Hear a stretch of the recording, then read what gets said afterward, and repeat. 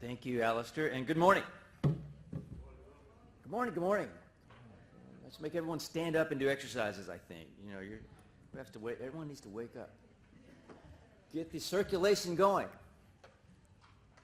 Actually, I often say, as you know, I think you know, I worked in Japan for a number of years, as did my good friend Mark Reich, and maybe others here in the room. And people ask, did you have culture shock? And I always said, I never had any culture shock whatsoever.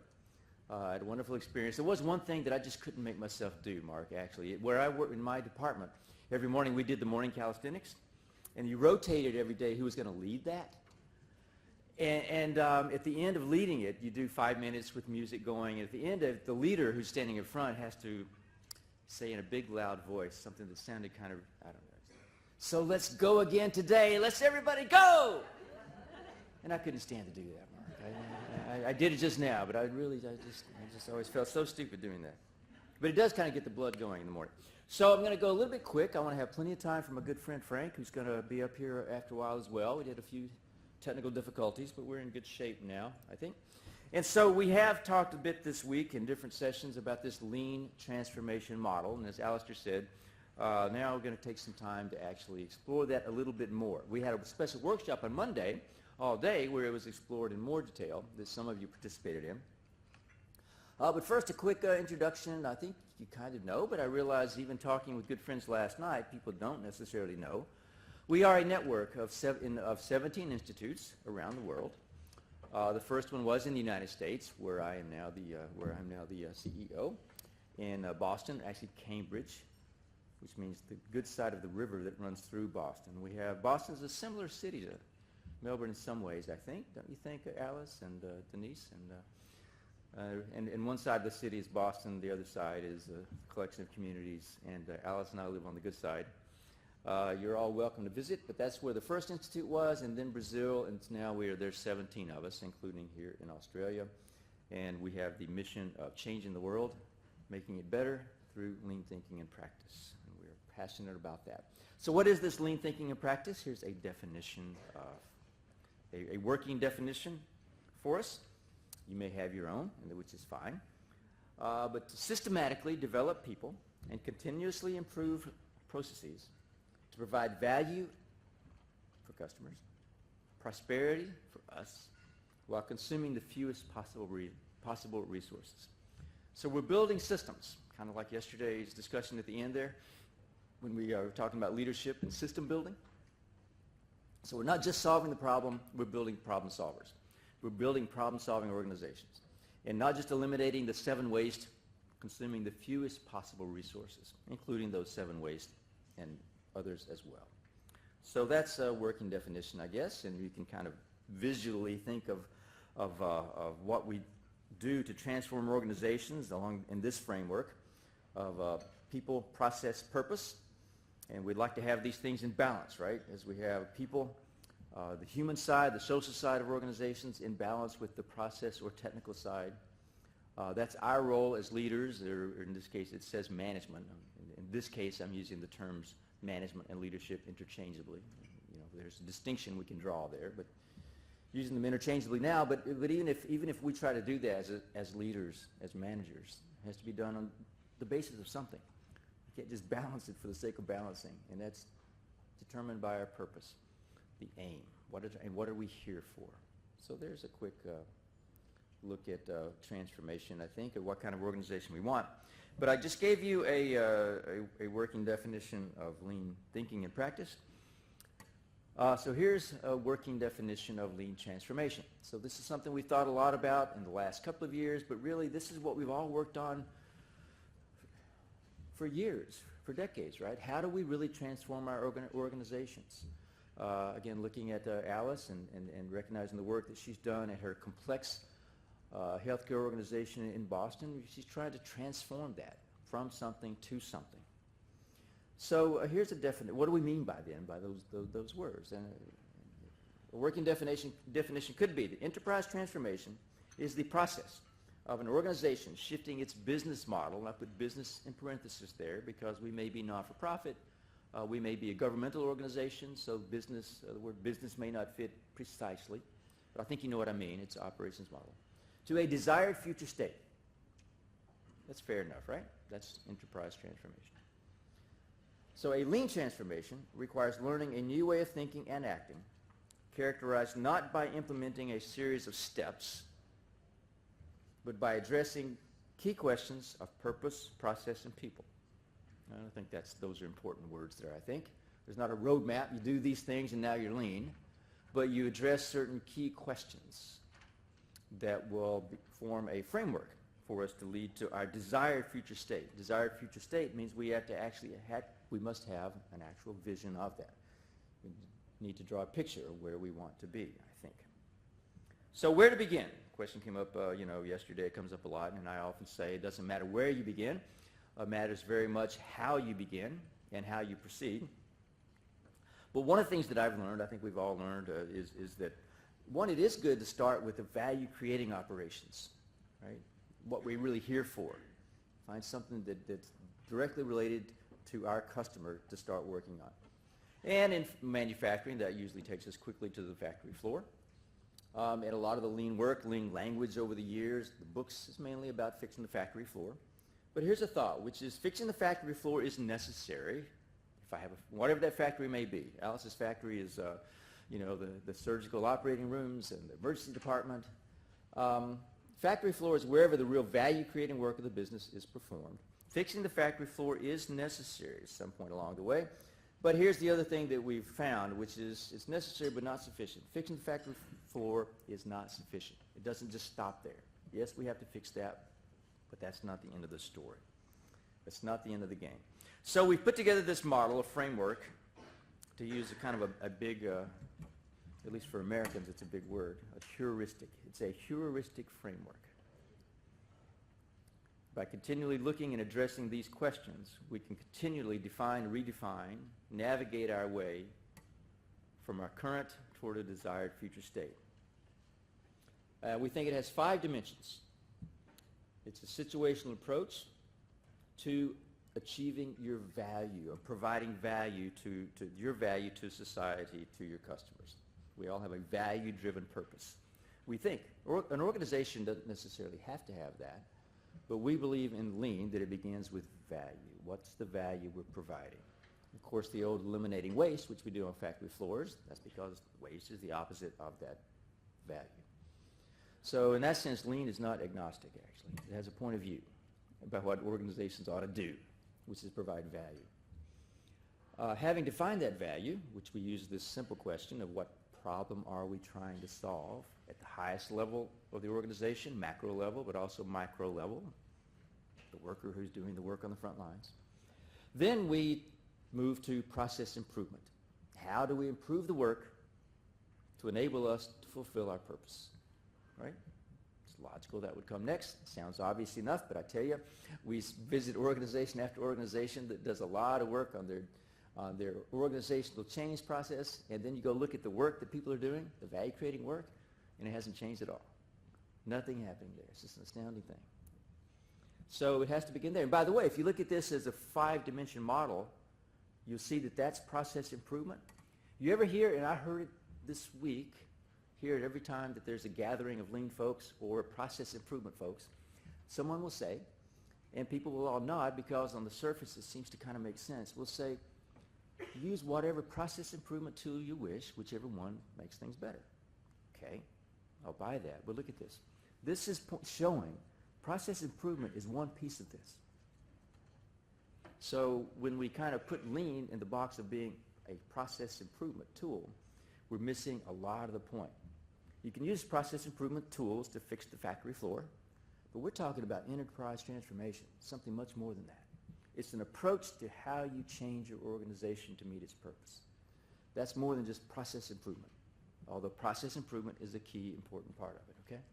So when people confuse lean with Six Sigma or something, no offense to Six Sigma, but it is a process improvement toolkit, and there's a lot of overlap between the tools in that toolkit and the ones we use, lean. Sometimes they're interchangeable, and that's fine. I'm quite agnostic about what process improvement tools you might use within this pillar, right? But that's what this part is process improvement. We also want the next pillar here, which is capability development. So the people are developed so they can now perform the processes that are now redesigned to better meet the purpose. Then in the middle of this house, it does look like a house, right? You've got leadership with appropriate leadership behaviors and a management system, which can be defined with specificity. A management system is something you can define, you can design just like you do a job, just like you do something on the factory floor. Leadership behaviors is something a little more complex, a little more difficult than that. But we're going to address both of those. And all this, underlying all this, is a foundation of basic thinking. There's some basic thinking, basic mindset, basic assumptions that drive the transformation. So there's the 5 dimensions of the transformation model. So first of all, when we talk about this, and I show that as a house, why a house? We want to align purpose, process, and people to create value, and why a house? I don't know how many of you may know, but I'm going to go through a little bit of history here, partly because it's fun. We put it in the form of a house, so then this can be turned into questions to form a heuristic framework. It's not a roadmap. There's no roadmap for that. Roadmaps are useful when you're going to go exactly where someone else already went, right? Exactly how to go from here to Adelaide on the Great Ocean Road. You can have a roadmap for that.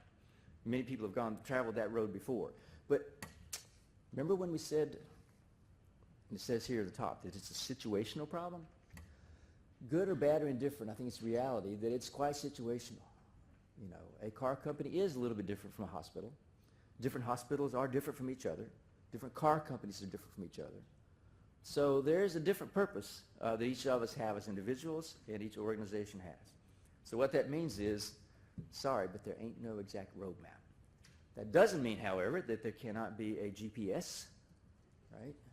A compass that can help navigate toward your true north if you know what that true north is. Right? So we use this house. What's our purpose? Situational problem to address.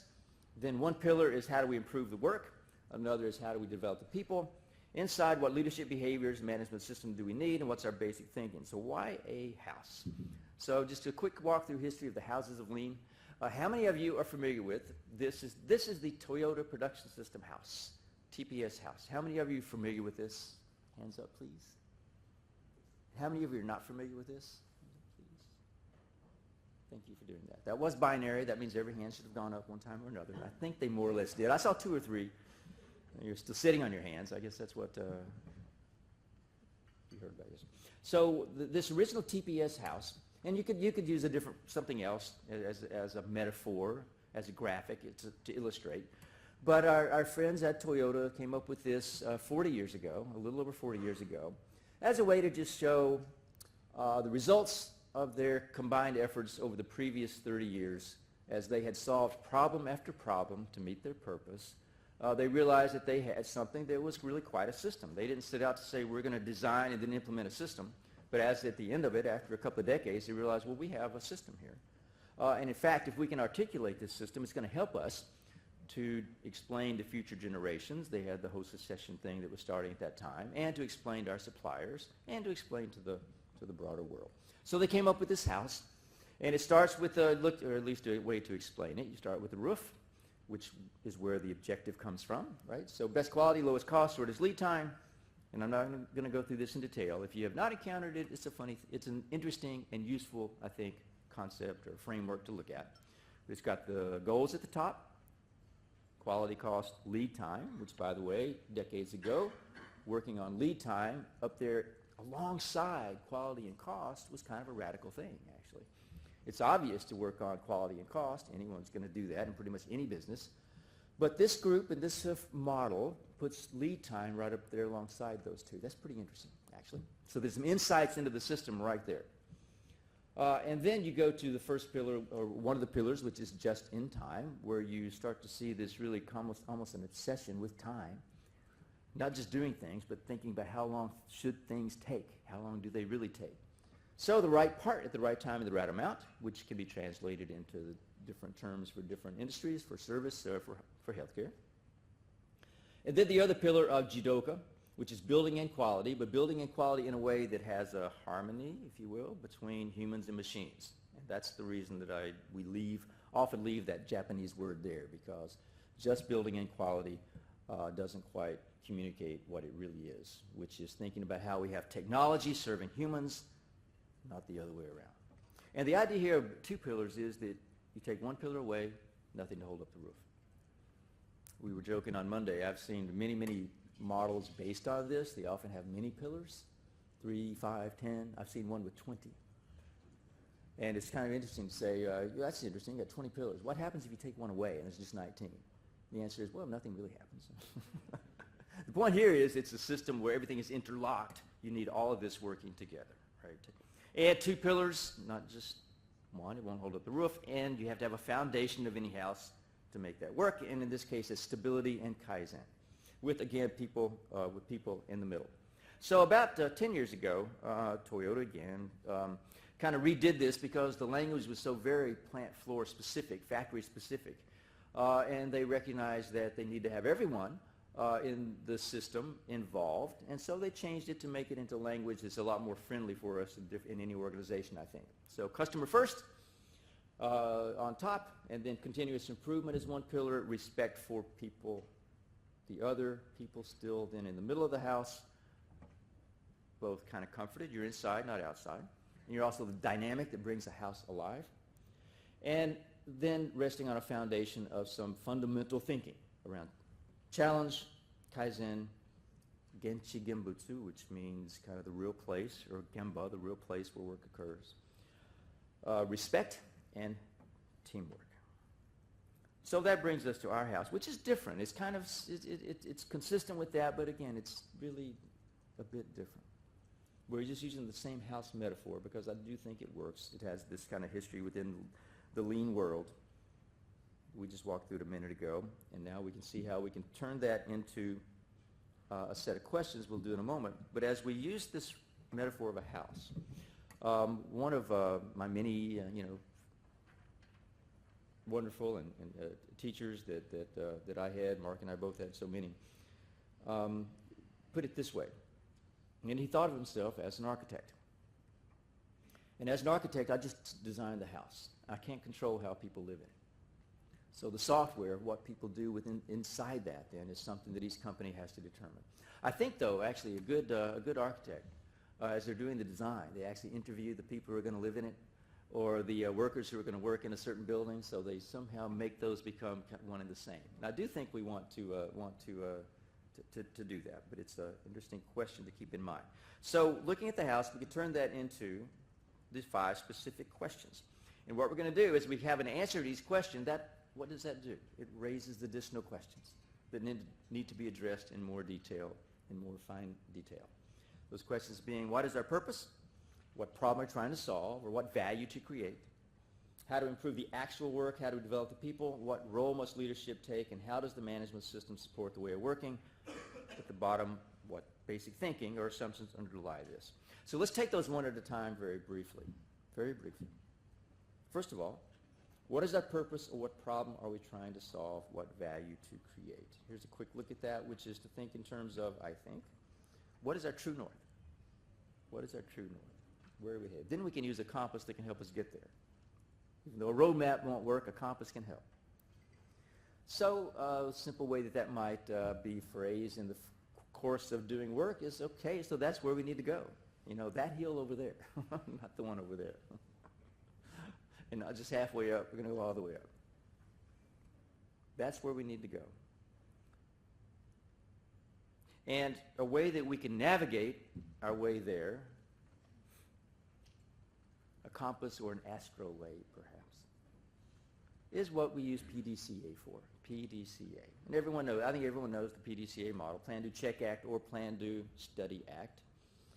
Introduced, in fact, it came up several times the last couple of days, the Deming wheel, which Deming called the Shewhart wheel, which Shewhart called the scientific method. Right? So we're talking about science. Not just, I've kind of stopped saying scientific method so much because that's a very specific approach to doing science. What we want is science and scientific thinking, but not necessarily the same strict scientific method that we often learn in college.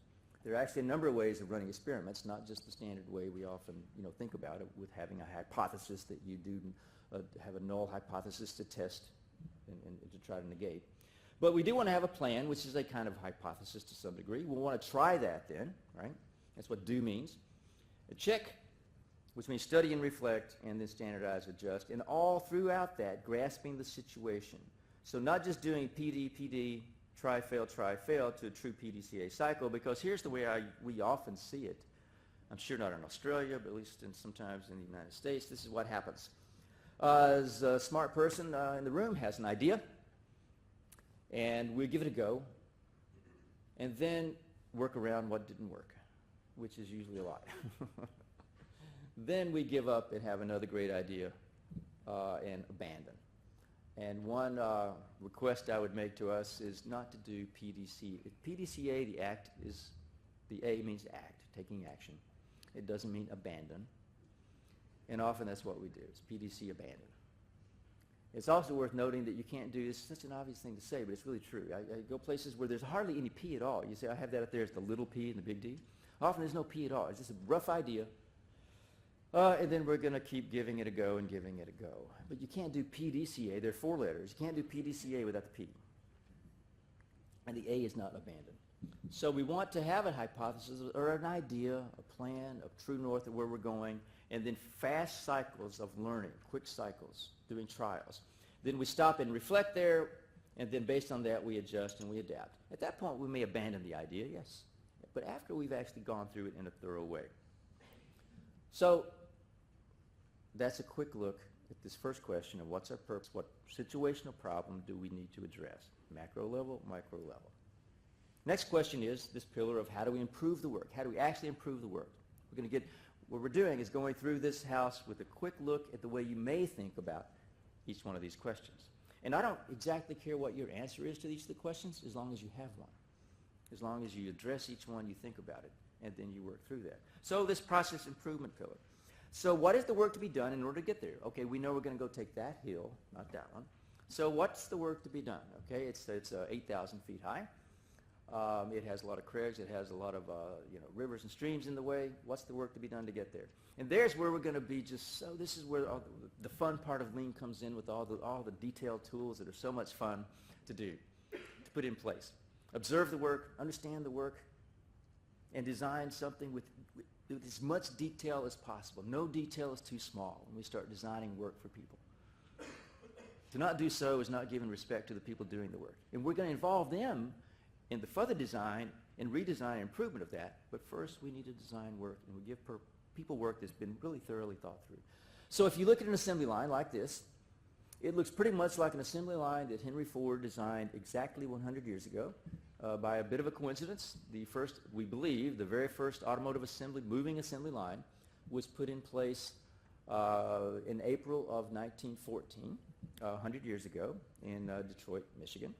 And if you look at it, assembly line today, ever since Henry did that, all car assembly lines have looked essentially the same, which is you stamp some metal, you weld that metal together into a certain shape, then you paint it, and then you put all the stuff inside, and you have this assembly line moving at a pace of about 1 car a minute or so. It's amazing how common that is in most large assembly plants. It looks kind of the same, but if you peel away, or if you walk through in 1 minute, what you'll see looks kind of the same. But if you stick around for a while and watch a little longer, it's radically different than what Henry put in place.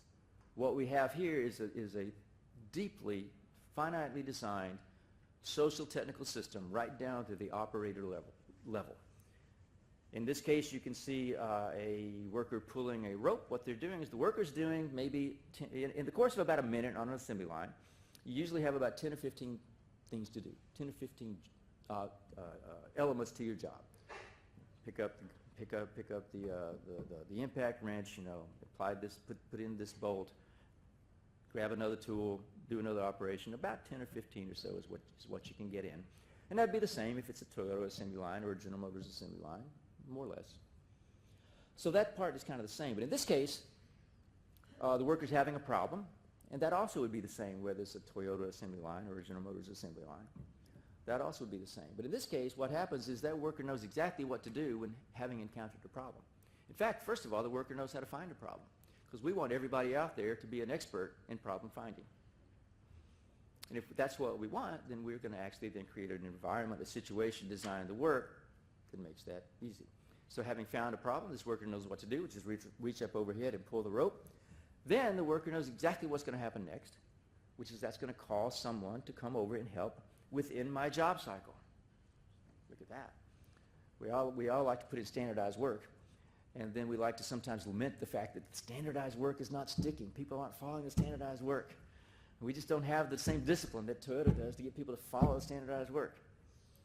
And I don't know, at least 9 times out of 10, you'll find out that, yeah, you put in the standardized work.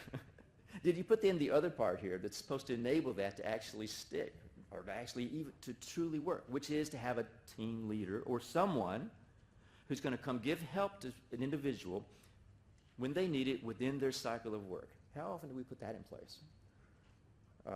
Rarely, actually. So of course the standardized work isn't going to work. This is a carefully designed social technical system right down on the very front lines. Then together, the worker and the team leader are going to take a look at that problem and see, can we solve this right here, right now? Or is this something we're going to actually stop the line for and do some deeper root cause analysis so we can fix this? So in my wonderful opportunity to work on the assembly line at Toyota 30 years ago,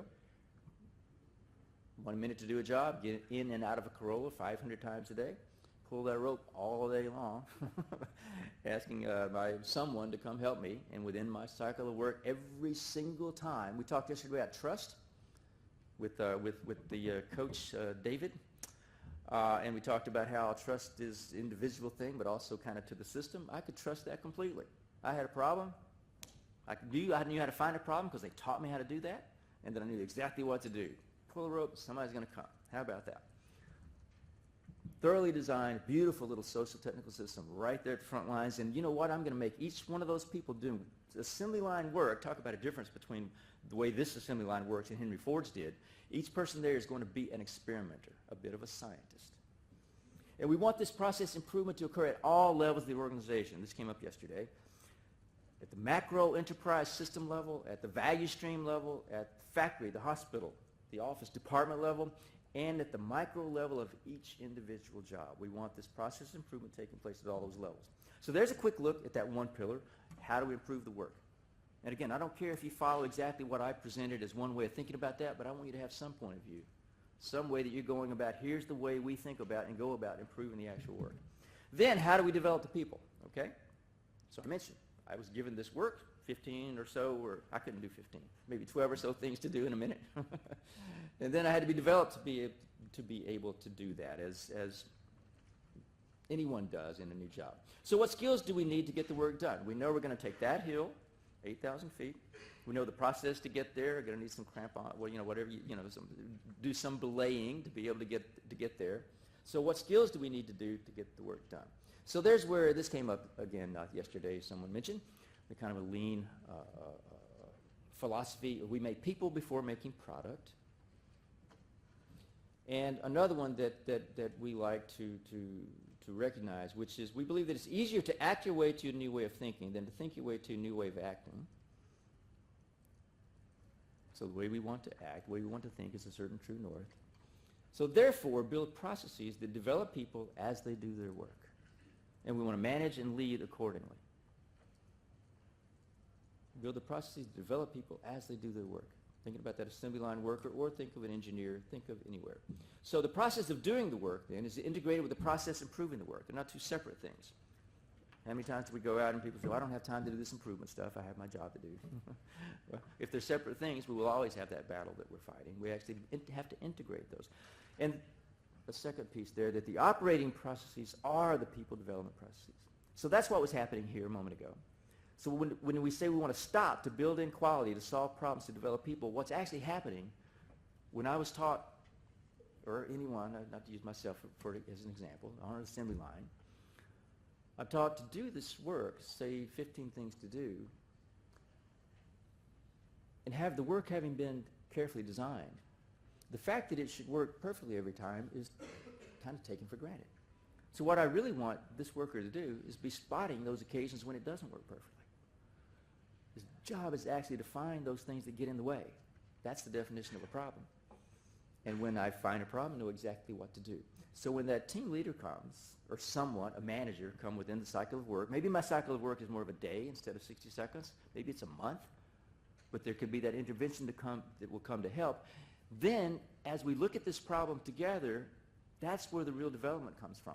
Now, I might have had, as a worker or as an engineer whose cycle of work is much longer, I might have had some training in problem solving. I probably did.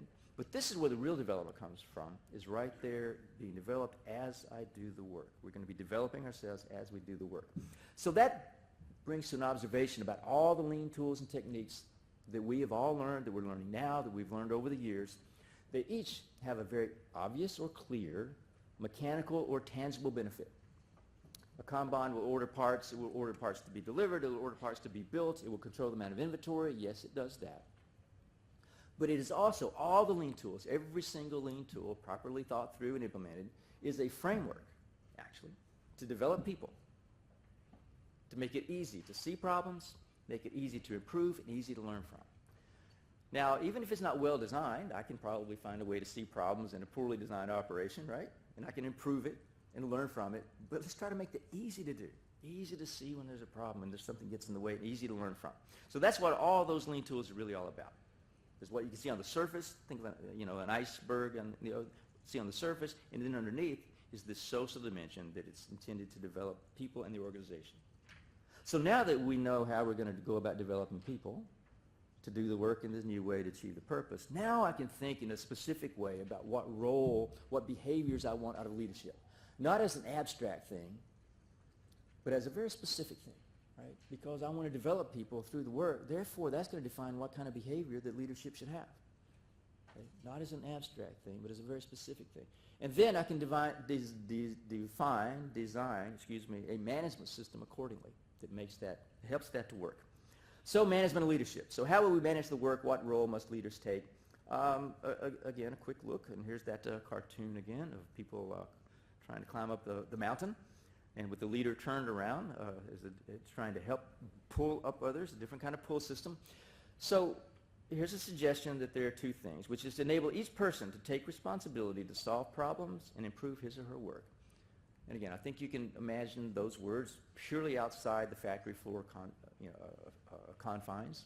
This would be true, I think, in a hospital. It would be true actually literally climbing a mountain. Probably true even for designing and building mice. I don't know. We'll hear from Frank about that. And so then I've got every person out there, right, improving their work. Every cycle, you're finding problems, improving, so continuous improvement. That's a continuous part of continuous improvement. That's great, but at the same time, then I need to make sure that that work is aligned towards achieving the objectives of the organization, purpose. Provide value for the customer, prosperity of the organization. So, to take something very complex and to boil it down to two things, I'll suggest that if we, as leaders, can get those two things done, we're golden. That's it. That's all we need to do. Everybody improving their work, solving problems, improving their work. Then as they do that, that's actually aligned toward providing value to achieving purpose. That's all we need to do. Get the work done and develop capability at the same time, which means also the only way we can do that really is to begin with ourselves. The only thing we can really change is ourselves. And I mentioned yesterday the name of Mr. Cho, who was a leader that I had a chance to spend a lot of time with. And he had some words about what leadership is all about. We're talking about that part of the transformation model about leadership. So rather than just what I would spout off, what does he have to say about it? Someone who I respect a tremendous deal. And by the way, Mahesh, who we met this week, somehow really reminds me of Mr. Cho. There's something in common there. I don't know what it is. Mark said the same thing. And so go see. Senior management must spend time on the front lines. I think that's true. This is an accepted axiom, I think, of lean thinking anywhere. The second thing is to ask why, or as Mr. Cho would say, use the why techniques daily. Try to understand as you go to the floor. What do you do when you go to the floor? This is something we're not talking about a whole lot right now, but it's something to think about. People talk about, I want the leaders to come, and the leaders need to go. What do leaders do when they go to the floor, to the front lines? It's a very important thing to think about. So use the why technique daily and to show respect as we do that. So not just why did you do that way, but why? Why is this occurring? Try to understand deeply why it's occurring, especially showing respect to the people doing the value-creating work of the business, I think. So that's the first 4 questions, quickly addressed. And again, not being prescriptive here that you need to think of this way, but I do want you to have some answer to all these questions. Fifth then is what basic thinking or assumptions underlie this transformation. And this is where it gets, can get pretty heavy. We do, as humans, have underlying hidden assumptions. We have things that are hardwired. We have things that, if we have a room full of a couple hundred people, there are different assumptions of why I'm saying what I'm saying that you all have right now. And that's okay. That's natural. But if we're going to work together as a team, small team, larger team, then we want to define where we want to go, then getting at that is probably important. So often that's what gets in the way when we stumble in our lean transformations. Underneath it all, there were some different assumptions about how things work that were getting in the way. So what basic thinking underlies all this? So what mindset do we have today, really? What mindset do we need? And what underlying assumptions are there? Or as we say, we're going to go take that hill, does that really make sense to everyone? Is a practical way to think about this. Does it really make sense to anyone? So to go back to, refer to Toyota again, and I kind of regret talking about Toyota quite so much. But here's, I showed a moment ago the Toyota Production System House, or the TPS House. Another of my favorite teachers at Toyota, one of the members of the original team, was a man named Mr. Minoru, who's quoted here. And he's the first I ever heard say that the TPS is the right acronym, but the T should stand for thinking. And it's got nothing to do with Toyota, anything to do with this. We want, whatever work we're doing, we want everyone involved to be thinking. And he described this as the thinking production system. And I have two slides of some quotes here. I'll read it because it's hard to read. I broke the rule of how many words you can put in a slide here. If some problem occurs in one-piece flow manufacturing, we know that from a manufacturing design standpoint, that's what we're wanting, right? The process is everything to flow, work to occur one at a time, not in batches. If some problem occurs in one-piece flow manufacturing, then the whole production line stops. Remember that worker we showed a minute ago? So in this sense, it's a very bad system of manufacturing. It's like crazy. Gosh. And here's what he says next. This is powerful stuff, I think, if you buy into this. But when production stops, everyone is forced to solve the problem immediately. The line stopped. So team members have to think. And through thinking, team members grow and become better team members and people. Isn't that pretty cool? So this, what we see is a purely mechanical thing. One-piece flow, there's less inventory, that's lower, better cash flow and all that. That's all true.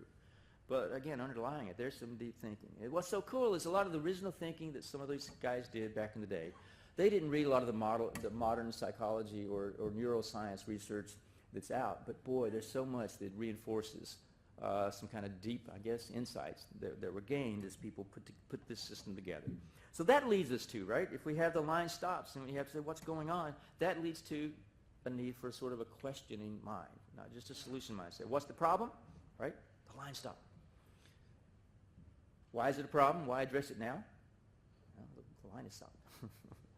A lot of things are important, not necessarily urgent. Other things are urgent, not necessarily important. So why do we need to address this now? Again, the metaphor on the assembly line is kind of easy, but the same thing in an engineering office, same thing in any work, I think. Any work we found so far, anyway, I think it applies. So then asking, what do you really actually know about why the line stopped? Well, because the material wasn't there, really. Why wasn't it there? Well, the guy coming around was late. Well, why is that? What do you really know about that? How do you know it? Again, this is where that Gemba thing comes in, right? So not just working on assumptions. Then asking, what do you need to know? Well, I need to know why the guy, is late 2 or 3 times a day. Is it really 2 or 3 times a day? Then how can you learn it? Well, how are you not going to learn it? Well, I might be able to observe. I might need to run an experiment. I might be able to look at, some records that we have, in a database or something. How can you learn it? And so we believe you can solve any problem with this set of questions. Maybe that's a dramatic statement, but that's what we're going to say. But it requires then there's some underlying thinking here that's unstated, which is lean then is not acting on assumptions. Oh, I know why the part wasn't there. No, we're not going to make an assumption.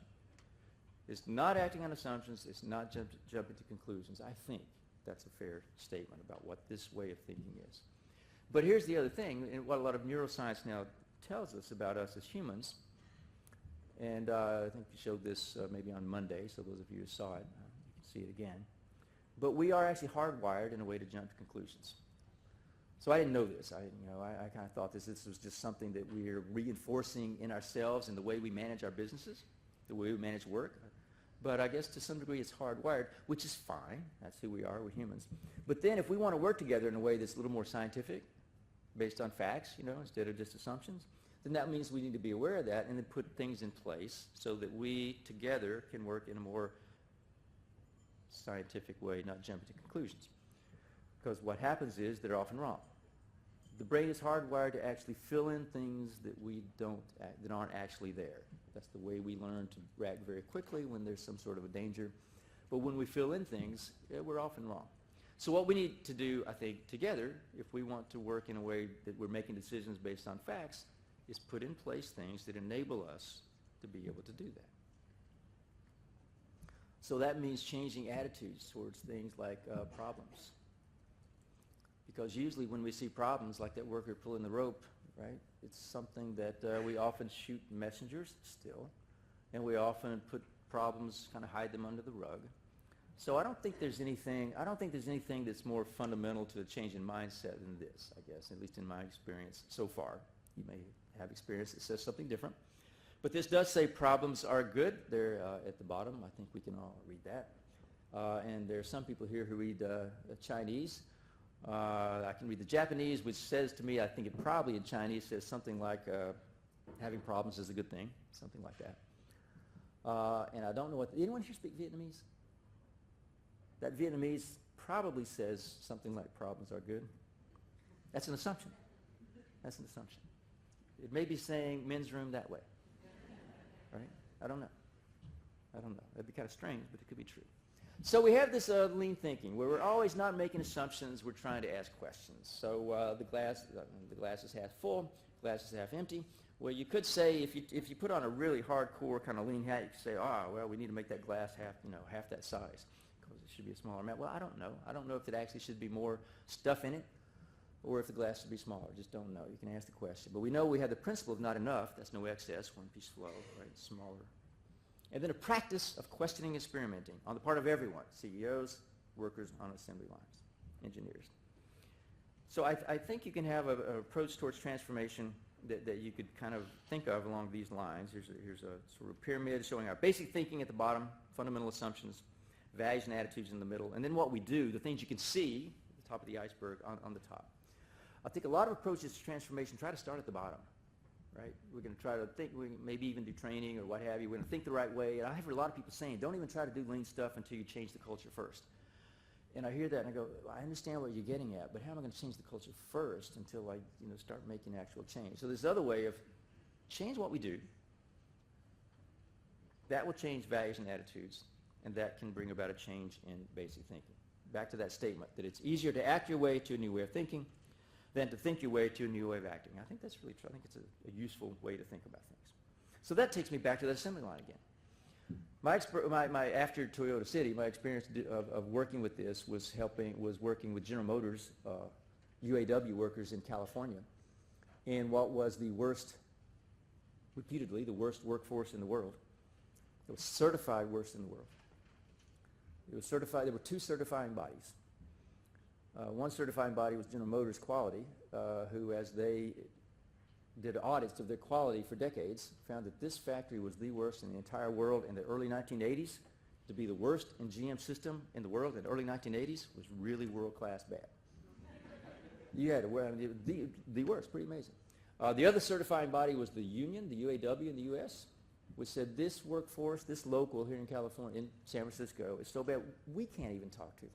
They won't even follow our rules, much less company rules. In 1 year, through changing the work, that went from the very worst in GM system to the very best. In 1 year with the same workforce, including all the old troublemakers. People who had sabotaged quality before were now profound advocates of the system. Now, it wasn't through just saying things like, let's try to trust each other. It was by changing the work and giving them something they could trust and then proving it. Lean is very personal. It's a personal change for all of us. Change the work, change the thinking for each of us. Lean is also organizational. This is a slide that Marcus showed this week. micro individual level, but at the macro organizational level as well. You know, the coaching process to break down company problems and attack them at each individual level. Asking why, not only the CEO like Mr. Cho, but everyone asking why at every level, and then each individual being motivated by being the entrepreneurial owner of problem solving at their level. It's organizational and personal. It's kind of a personal, I don't know, a learning journey, I guess, that I think I've seen is commonly occurring, which is we often begin, we come out of college with whatever degree we might have, right? And we get hired, so we think we feel a lot of pressure to be smart, to have answers, you know. And then maybe we change to another company mid-career, and even more, we think, well, they hired me because I have all these answers, because I know a lot about something, I'm an expert. So we walk in and we're the fixer, we're the solution provider. The problem occurs and we think, yeah, I have the answer, I have an idea. And in fact, when I started with Toyota 30 years ago, I was hired to be the expert on America. Because it was indeed me and 70,000 Japanese in Toyota City, figuring out how are you going to transfer the system, you know, to California and then other places. And I would get asked many questions and I would give an answer, even though I had no idea sometimes. I specifically recall many times being asked about American labor law, because it was a union facility, and I would answer like an idiot. I didn't know anything about American labor law, but I would answer. So we learn through this way of working that problems are okay, right? Errors are okay. You make mistakes, to become a dispassionate investigator. Just like an investigator on the, you know, I don't know, think of there. You probably have some good detective crime shows on TV here. So just look at the facts, you know, and get all those assumptions out of the way. Become a dispassionate investigator. In fact, and that's hard to do. It's hard to give up being the solution person, being the answer person. But once you do that, it's actually very liberating. You know, I couldn't attach the part at the right time. You know, the machine you're giving me keeps getting out of spec and unstable. No, I couldn't do it. Becoming a dispassionate investigator. It's actually liberating. But then you don't stop there, because once you keep diving into this as a scientist and breaking apart, why can't this work better every single time, right? Why do I keep having these problems? Then each person becomes the number one expert we have in our organization about something, about their individual piece of work. They will know more about it than anyone else. They're our top expert. So once you are the top expert in the organization regarding something, then you have an obligation, responsibility to help, to propose, here's the way we need to fix this.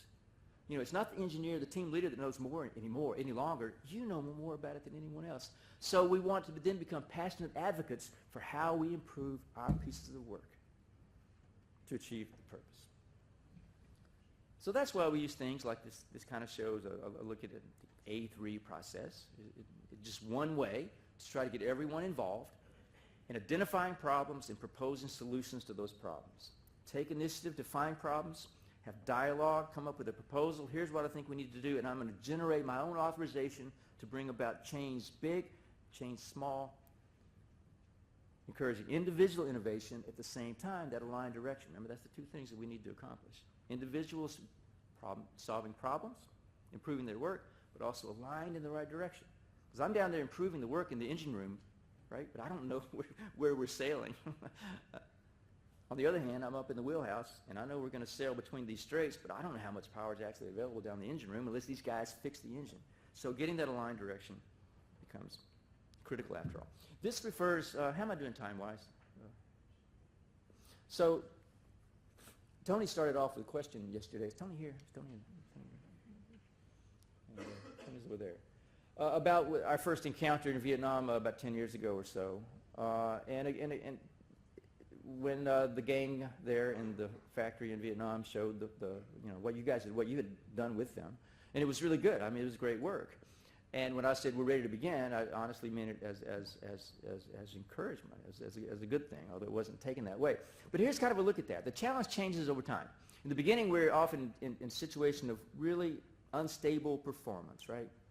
And somehow getting that stabilized, making continuous improvement. At a certain point, we can make it kind of a step level inflection point. We're making an operating system change. So the challenge will change over time. And that requires a different management focus over time as well. So reading where we are, right? Is this total chaos right now? Or are we really ready to make a step level change? I think is something that we always need to be cognizant of at the higher levels of the organization. So a couple closing comments, Alice. Yesterday we had this fascinating conversation with some great people, Kathy and Mahesh and David. Mark and I were privileged to join with all of you. And a number of people had additional questions after that was over about, thinking about leadership. And here's an old quote from Peter Drucker. Many people love Peter Drucker and quote him. And he's a very quotable guy, I guess. But he made this observation, which I think is interesting, which is the greatest leaders of the 20th century were Hitler, Stalin, and Mao. If that's leadership, I want nothing to do with it. It's kind of interesting. You don't have to totally buy into that if you don't want to, but it's pretty interesting at the very least. And I kind of buy into it, actually. So some of the comments that I made that there were a lot of questions about. Here's to try to summarize that. Here's what I think. Just what I think, right? I'm just making this up. You have what you think, and we can talk about it. But when in your life, it seems to me, when you encounter good leadership, follow it. I mean, look at Mahesh, look at Kathy. If I work for them, just follow it. That's great leadership. So, when you don't find good leadership, so what do? I guess I'm trying to break this thing where people always talk about leadership and everyone needs to be a certain kind of leader. I don't necessarily disagree with a lot of that talk, but I don't find it useful. What am I going to do? I work in this company, and Mr. Cho's not going to show up. Mahesh is not going to show up and run my company tomorrow. I guess I could quit and go work for him instead. That's something I can do, though. He's not going to show up and run my company. A lot of the talk about leadership I find just not useful. So if it's good leadership there, and Alice works in an organization, we were talking about a guy named Eric yesterday. He's a great leader. He's there, great. Grab onto it and follow that. If it's not there, I see so many people wasting so much time wishing their boss was different. And I think lean should be a no-whine zone. There's no whining in here. You think about what can you do? What can I do, right? Don't whine about it. Take it. If you don't see if it's good leadership there, follow it. If it's not, take it. Take it. And any of the good leaders that you think of, Mahesh, Eric, anyone else, they didn't whine when they didn't see good leadership. They took it.